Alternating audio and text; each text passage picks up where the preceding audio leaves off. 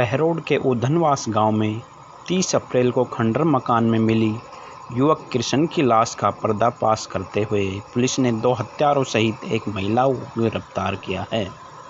निमणा additional SP Gursharan Rao ने बताया कि 28 अप्रैल को बहरोड कस्बे के वार्ड नंबर 27 की रहने वाली महिला उर्मिला ने मामला दर्ज कराया कि उसका पति सुबह से फ़ोन नहीं उठा रहा है, जिसकी गुमशुदगी की रिपोर्ट दर्ज कर पुलिस अनुसंधान में जुट गई। पुलिस को मृतक के मोबाइल नंबरों व मृतक की पत्नी की कॉल डिटेल के आधार पर हमें कुछ शक हुआ, जिसके बाद सामने आया कि एक नंबर से 80 बार फ़ोन आया है, जिस पर उक्त नंबर वाले युवक योगेश को शक के आधार पर उठाया और पूरे मामले के बारे में पूछा गया। कड़ाई से पूछताछ के बाद योगेश ने पूरा राज खोल दिया। आरोपी योगेश ने बताया कि वह ब्यूटी पार्लर में सामान सप्लाई करता था, जिसके बाद मृतक कृष्ण की बेटी से प्रेम संबंध बन गया, जिसकी जानकारी मृतक कृष्ण की पत्नी उर्मिला को पता चल गया।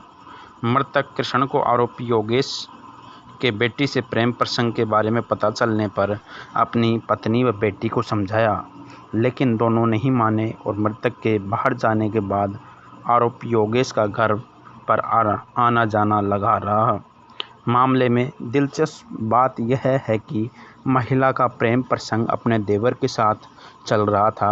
यह प्रेम प्रसंग तब शुरू हुआ जब मृतक का दुर्घटना में पैर टूट गया था। तब से महिला का देवर से इश्क शुरू हो गया था। पुत्री का सेल्समैन के साथ इश्क चल रहा था। माँ और बेटी के प्यार में मृतक रोड़ा बना हुआ था। तब ये सभी योजनाएं बनाई गई।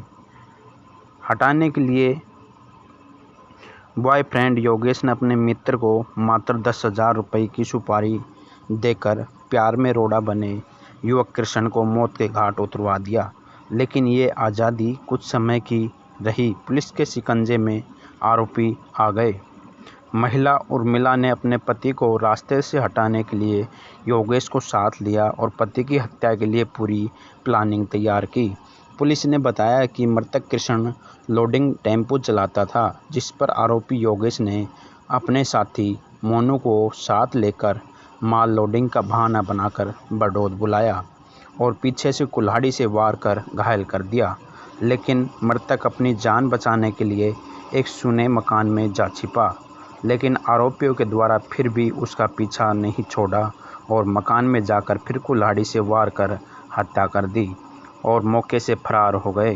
पुलिस ने आरोपी योगेश पुत्र अशोक कुमार गवारिया निवासी बड़ौद बहरोड, मोनू पुत्र श्यामलाल निवासी बड़ौद और मृतक कृष्ण की पत्नी उर्मिला को आज सोमवार को गिरफ्तार किया है। साथ ही पुलिस के साथ वारदात के उपयोग की कुल्हाड़ी व टेम्पो बरामद करना अभी बाकी है। लापता युवक की लाश मिली थी, उसके बाद पूरा मामला क्या था सर?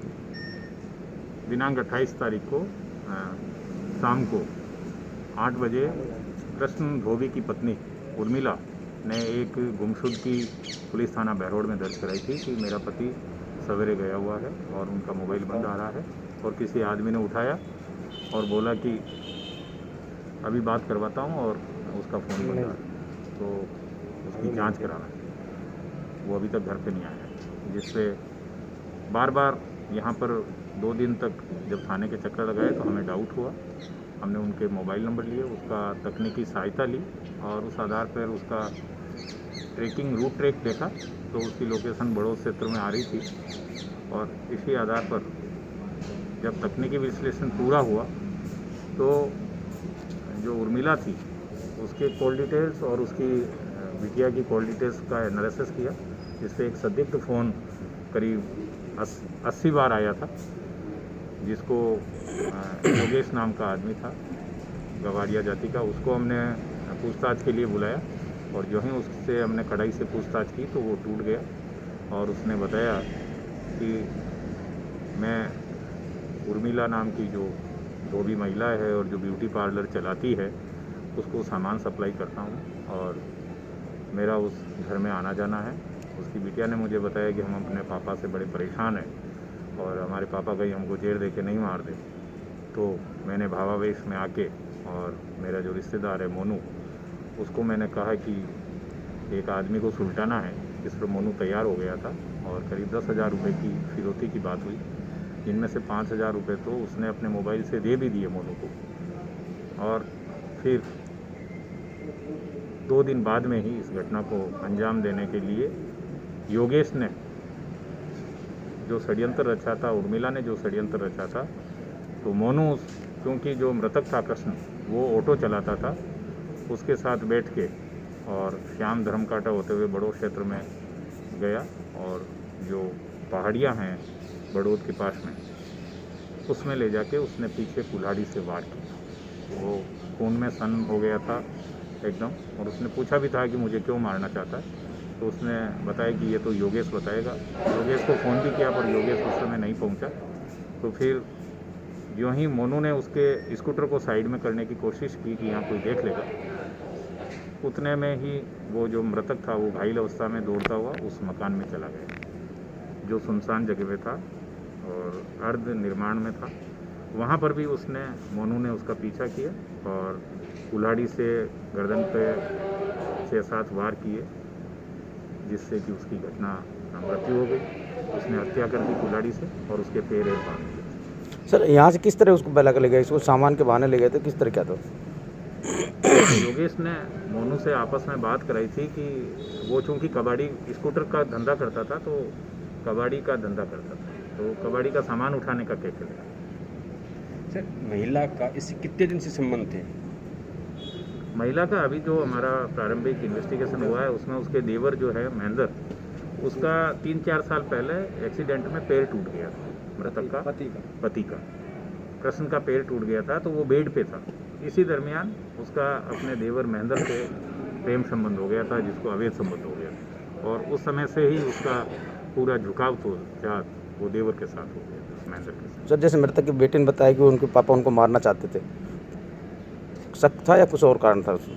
नहीं, और कोई कारण नहीं था उसमें। कारण यही था कि मृतका की बेटी, मृतका की धर्मपत्नी और उसके जो भी प्रेमी हैं वो आपस में आराम से मिल सके, उसमें ये हडल था, इसलिए इसको सुलटाना चाह रहे थे। सर दोनों घटना को अंजाम देने वाले कहाँ के रहने वाले हैं, किन किन धारों में मामला दर्ज हुआ?